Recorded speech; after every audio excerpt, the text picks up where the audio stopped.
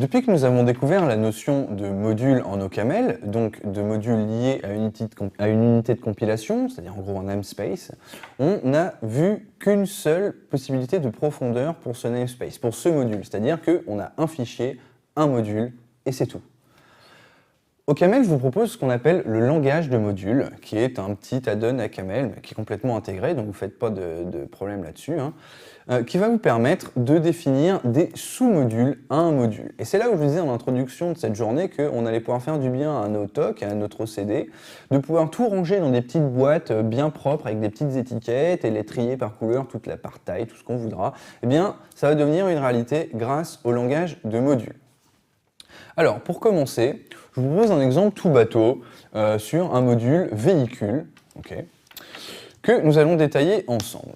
Donc, ce module véhicule, je vais déterminer qu'il va posséder un sous-module que je vais appeler car. C'est-à-dire que je vais pouvoir avoir un module dans un module, donc mon module véhicule contiendra le module car. Donc, rien qu'en regardant la structure du code, on voit que c'est très simple et il y a assez peu de nouvelles syntaxes en réalité. De là à de là, c'est du code Caml comme vous l'avez toujours connu, il n'y a aucune nouveauté, aucune subtilité. Vous voyez, là, il y a un type T, bon, c'est un triplet string int, une fonction de construction entre guillemets, des petits accesseurs, bref, une fonction toString et puis une fonction pour faire klaxonner la voiture.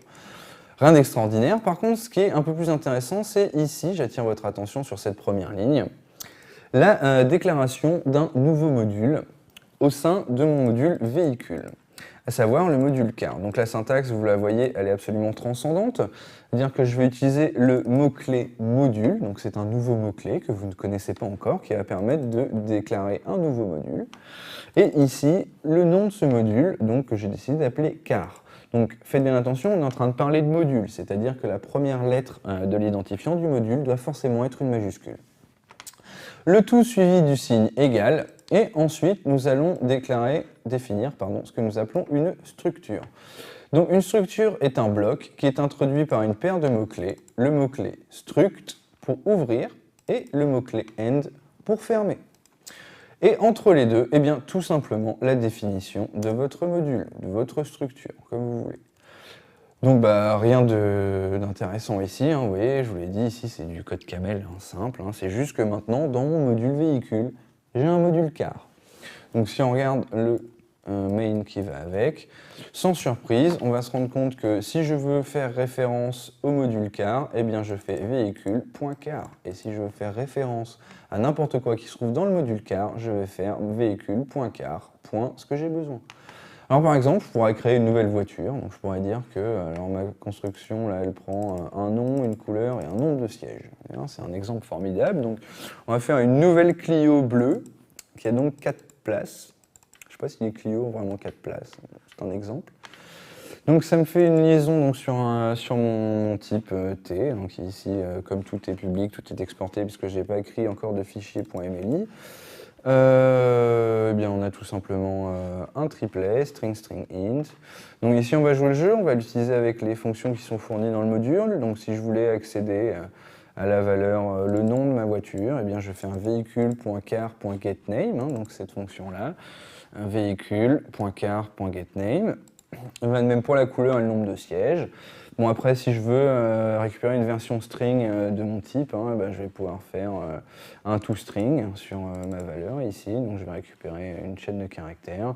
Et si je veux appeler la fonction pour klaxonner, je peux faire véhicule.car.horn qui ne prend pas de paramètres. Donc, je lui passe la valeur unit ici et j'aurai un petit print line de onk.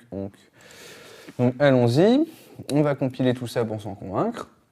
Donc, OCaml opt de véhicule.ml, main.ml, ça compile, j'exécute, donc j'ai bien une voiture, donc c'est une Clio qui est bleue, qui a 4 sièges, et qui la version toString, the car is a blue Clio, je sais pas si on le dit avec l'accent français, non c'est français, un Clio. Donc une nouvelle, the car is a blue Clio with 4 seats, et onk pour le klaxon, même si je ne crois pas que la Clio fasse onk, ça doit plutôt être un bruit désagréable. Bref, vous avez compris ici l'intérêt, donc on a pu nester entre guillemets nos modules. Donc j'ai mon module principal qui est défini par un fichier qui est mon unité de compilation, véhicule.ml. Et au sein de ce fichier, au sein de cette unité de compilation, au sein de ce module, je vais pouvoir définir un sous-module grâce à la syntaxe des langages de modules. Donc ici, module char égale une structure qui est définie par struct.end et à l'intérieur du code camel. Bien, je vous retrouve dans un instant pour découvrir ensemble comment gérer la signature, en tout cas l'interface de nos sous-modules. A tout de suite.